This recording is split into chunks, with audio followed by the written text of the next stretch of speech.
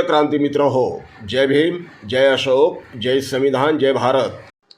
आंबेडकरी समाजाच्या जीवावर, आंबेडकरी समाजाच्या बिदागीवर, आंबेडकरी समाजानं दिलेल्या बिदागीवर मोठे झालेली काही मंडळी, काही माणसं जी बेईमान झाली, त्याच्यामध्ये सर्वोच्च स्थानी सुषमा अंधारे यांचं नाव आहे। मित्रांनो, सुषमा अंधारे या त्याच आहे ज्या बेंबीच्या देठापासून कालपर्यंत आम्हाला आंबेडकरवाद शिकवत होत्या, आंबेडकरवाद आम्हाला सांगत होत्या। बाबासाहेब कसे आहेत, बाबासाहेब असे आहेत, बाबासाहेब तसे आहेत, या आम्हाला त्या आमच्याच वस्तीमध्ये येऊन आमचेच पैसे घेऊन आमच्याच कडून घसघशीत बिदागी घेऊन आम्हाला सांगत होत्या। परंतु बाबासाहेब असं आहे, बाबासाहेब तसं आहे, हे मात्र ते नफरतखोरांच्या वस्तीमध्ये कधी जाऊन त्यांनी सांगितलं नाही। कधी ज्या जातीमध्ये आपण जन्माला आलो त्या जातीच्याही लोकांना त्यांनी सांगितलं नाही। असो, जिथून पैसा मिळाला, ज्यांनी बोलवलं त्यांना त्या सांगत गेल्या। म्हणजे बाबासाहेब त्यांनी सांगितले, परंतु फुकट सांगितले नाही, पैसे घेऊन सांगितले।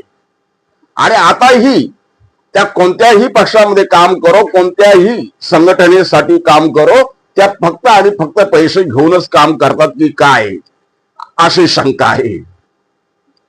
कारण त्या कोणत्याही पक्षामध्ये एका ठिकाणी राहिल्या नाही, थांबल्या नाही, एका ठिकाणी त्या नांदल्या नाही। आज ह्या पक्षातून उद्या त्या पक्षात, परवा त्या पक्षात, इतकंच कशाला त्यांनी कोणतं तरी गणराज्य नावाचं काहीतरी स्वतःच एक संघटन निर्माण केलं होतं। त्या संघटनेचंही काय झालं माहित नाही। म्हणजे ह्या ताई एका ठिकाणी थांबत नाही, याचा तो इतिहास आहे। उद्या त्या उद्धव साहेबांपासून देखील लांब गेल्या तरी आश्चर्य वाटायचं कारण नाही। आज ज्या तडफेनं, ज्या तळमळीनं त्या उद्धव साहेब आम्हाला सांगतात किंवा उद्धव साहेबांच्या शिवसेनेबद्दल आम्हाला सांगतात, त्याच तडफेनं काल त्या आम्हाला आंबेडकर सांगत होत्या, बाबासाहेब सांगत होत्या। अर्थात मी मगाशी म्हटल्याप्रमाणे आमच्याच कडून आमचेच पैसे घेऊन आमचेच बाबासाहेब आम्हालाच त्या सांगत राहिल्या। आताही तो प्रकार असेल, उद्धव साहेबांचेच पैसे घेऊन, म्हणजे शिवसेनेचे पैसे घेऊन शिवसेना कशी आहे हे शिवसैनिकांना ते सांगणार। उद्या त्या भारतीय जनता पक्षामध्ये गेल्या की भारतीय जनता पक्षाकडूनच बिदागी घेऊन भारतीय जनता पक्ष किती सर्वोत्कृष्ट संघटन आहे हे ते भारतीय जनता पक्षाच्याच लोकांना सांगणार। इतिहास आहे, त्या बिदागी घेतल्याशिवाय कोणाला काही सांगत नाही। मित्रांनो, ह्या सुषमा अंधारे नंतर त्या समाजावरती म्हणा किंवा त्या संघटनेवरती म्हणा, खालच्या पातळीवरती जाऊन टीका टिप्पणी करतात किंवा त्यांच्या विरोधामध्ये वक्तव्य करतात।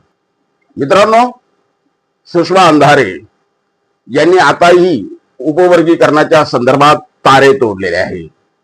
त्यांनी उपवर्गीकरणाच्या संदर्भात बौद्धांच्या विरोधामध्ये जाऊन भूमिका मांडलेली आहे। त्यांनी उपवर्गीकरणाच्या संदर्भात बौद्धांच्या विरोधात जाऊन भूमिका मांडलेली आहे। ठीक आहे, कोणी कोणती भूमिका मांडावी, कोणी कोणाला समर्थन द्यावं, कोणी कोणाच्या विरोधात बोलावं, आज ज्याचा त्याचा प्रश्न आहे। प्रत्येकाला मत स्वातंत्र्य, विचार स्वातंत्र्य हे बाबासाहेबांनी दिलेलं आहे आणि बाबासाहेबांनी दिलेल्या या स्वातंत्र्याचा आदर आपण केला पाहिजे। सुषमा अंधारेंनी देखील बाबासाहेबांनी दिलेल्या स्वातंत्र्याचा उपभोग घेत असतील तर त्यात वाईट वाटण्याचं काही कारण नाही।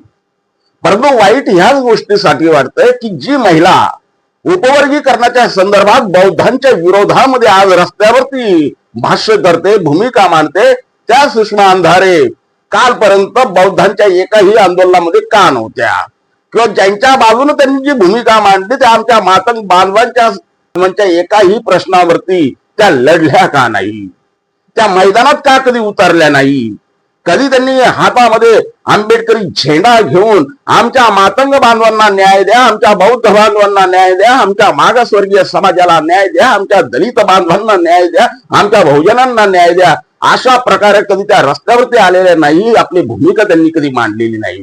त्या फक्त आणि फक्त सोशल मीडियाच्या माध्यमातून आणि पत्रकारांच्या गराड्यामध्ये आपली भूमिका मांडता आलेल्या आहे। रस्त्यावरच्या लढाईचं काय, रस्त्यावरच्या लढाईचं काय, रस्त्यावरच्या लढाईमध्ये ह्या ताई कधी आलेल्या नाही, त्यांनी कधी आपली भूमिका मांडलेली नाही. तिकडे बौद्ध मेला काय, मातंग मेला काय, जगला काय, काही त्यांना घेले देणे नाही. पण आज बौद्ध विरुद्ध मातंग आणि मातंग विरुद्ध बौद्ध हा जो संघर्ष शासनानं पेटवून दिलेला आहे, लावून दिलेला आहे, त्याची मजा मात्र आमच्या सुषमाताई घेताना दिसत आहे. त्यांना तो अघोर आनंद होतोय की काय अशी शंका येत आहे. आणि म्हणून त्यांनी उंटावरून शेळ्या हाकण्याचं काम सुरू केलेलं आहे. कधी त्या आमच्या मातंग बांधवांच्या आंदोलनामध्ये कधी सामील झालेल्या नव्हत्या, त्या कधी आमच्या बौद्ध बांधवांच्या आंदोलनामध्ये कधी सामील झालेल्या नव्हत्या. आमच्या मातंग आणि बौद्ध बांधवांवरती होणाऱ्या अन्याय अत्याचाराच्या विरुद्ध जर त्यांनी कधी आवाज उठवला नसेल, तोंडातून ब्र शब्द काढला नसेल, तर निश्चितपणे आज आमच्या बौद्ध आणि मातंग बांधवांच्या संदर्भात भूमिका घेण्याचं यांना कारण काय, आमच्यामध्ये पडण्याचं कारण काय, आमचं आम्ही पाहून घेऊ. सुषमा अंधारे यांनी पुतना मावशीचं प्रेम आमच्यासाठी दाखवता कामा नये. सुषमा अंधारे कालही या म्हणजे बिदागी घेऊन भाषण करणाऱ्या महिला होत्या, त्या आजही बिदागी घेऊनच भाषण करणाऱ्या महिला आहेत असं म्हटल्यास वावगं ठरणार नाही. त्यांचा राजकीय स्वार्थ, त्यांना लखलाभ असो, परंतु आमच्या बौद्ध आणि मातंग बांधवांच्या दुःखामध्ये सामील होण्याचं नाटक त्यांनी करता कामा नये, एवढे या ठिकाणी त्यांना नम्र आवाहन आहे. जय भीम. क्रांती मित्र हो, भीम पॅंथर या आपल्या हक्काच्या यूट्यूब चॅनलला कृपया सबस्क्राईब करून आम्हाला विषमतावादी शक्तींच्या विरोधात लढण्यासाठी बळ द्या, शक्ती द्या, ऊर्जा द्या. कमेंट करा, लाईक करा, शेअर करा.